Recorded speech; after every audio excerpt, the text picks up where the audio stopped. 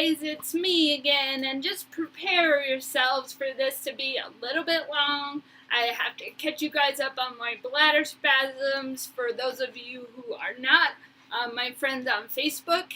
And I got lots of sticky notes, so we got a lot of catching up to do. Alright, now I'll start with the Huntington's things. Alright, so yes, I've been hitting my face a lot more with things. I hit it with the broom handle.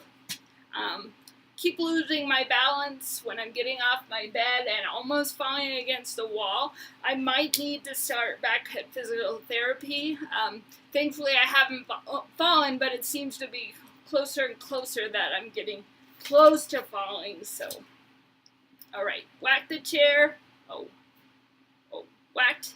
Oh yes, whacked my head on the car. Yeah, that hurt. For some reason, it seems to be that is getting most of the attention. The bad attention from bonking. Okay. Oh, yes, we'll talk about that. Okay. Gotta clear my little whistle. Alright. I meant to plug my computer in, but grabbed my phone charger, which obviously... So I came over and tried to plug it into my computer. That's fine. Alright. Hit the bed frame with my hip. That's the other thing. My hip and my head seem to be the things that are hitting it. So I have a nice big bruise from hitting the bedpost. I can't wait till we're done with the bedpost. I know I've told you guys that, but only a few more weeks, I think. So, yes. Started to bring the box of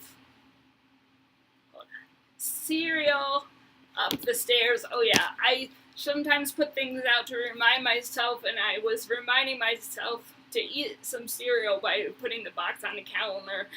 For whatever reason, I tried to bring the whole box upstairs, so that was kind of funny. Alright, dropped the silverware on the stairs. I have been dropping a lot more things, and they seem to be mostly on the stairs. I also whacked my teeth with the silverware. I've done that a couple times in the past, but it seems to be happening more now. Yes, whacked my knee on the washer door. The drum fell on my shin. I was getting it ready for Fun Friday and was getting on the bed, and thankfully it's not even that heavy, but it really hurt when it hit my shin. Of course, it would hit my shin. Alright. Yes, okay. Walked in to the bedpost with my hip. Yes, I think that happened twice. And hit my head on the closet wall. Yes, I keep walking into things again. So hopefully again, when I move into the new place, there will be a lot less of that option. So, okay, now I'm going to tell you guys. So I went to the ER with the bladder spasms on Tuesday because it was so bad and nobody had...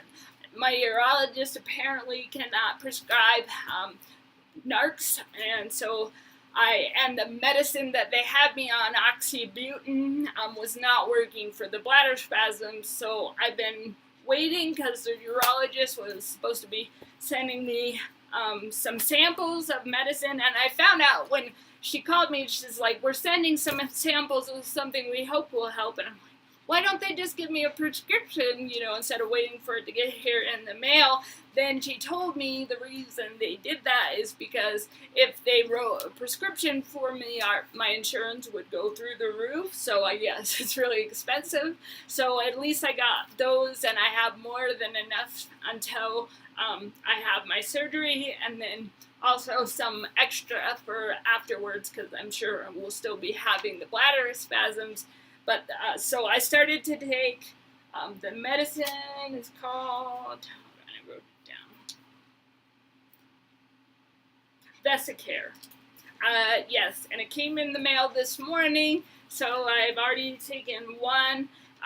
So Vesicare, keep in mind if any of you guys are having bladder spasms or know someone who does, that's another option, and I'll let you guys know if it works or not. Okay, so, yes, but they are really uncomfortable. Even taking a narc at night for sleep, just kind of go on through the day, and especially if I'm up walking around, I seem to feel it a lot more. But I'm just, you guys can be praying with me that we will be bladder spasm free after my appointment with the Botox or shortly after. Okay. That's the Huntington stuff. And then I was praying because I'm starting to pray again with being in the 12-step program. It's really important. So I've been sitting down and just having really good prayer time and God time. And I was just asking God to come into that place of addiction. And I saw this song came on, Lauren Daigle. I love her so much. Oh my gosh, I just got her CD again. I've already played some songs for you guys. But her song Dry Bones came on, and I saw this picture of there's a bunch of skeletons that are like dead all over, and so then Jesus comes and breathes his life into them, and I really believe that has to do with our sickness and disease, that especially with the Huntingtons and that feeling like, we're dead, there's no hope for life for us. So then he breathes his life into each of us, and then we come back to life, and we're strong and healthy, and then we dance with Jesus, all of us. I saw like a bunch of us.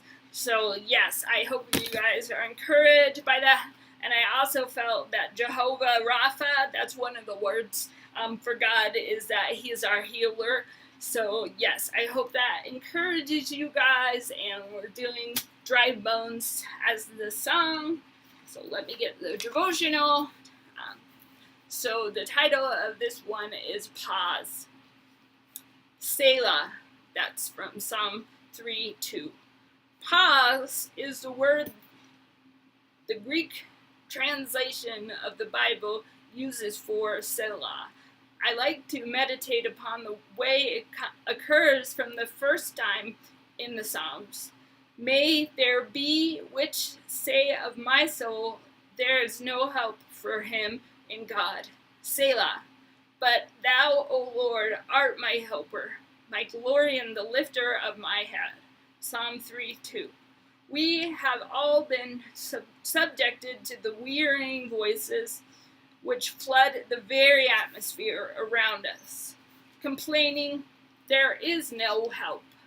These voices murmur and mutter the same words no matter what the challenge or difficulty may be. There is no help. But because you and I are in God, we need not listen. There is no help. They repeat, pause, but you, O Lord, are my helper. No matter to us what the voices say, the words bring only weariness. But with his word comes peace and strength and courage to go on and on. This is true not only with the official outward circumstances of our lives, but with inward temptations too. We are tempted, and at once we recall past failures in this same area. This causes us to feel weak and start to fall. The voices within are saying, there is no help.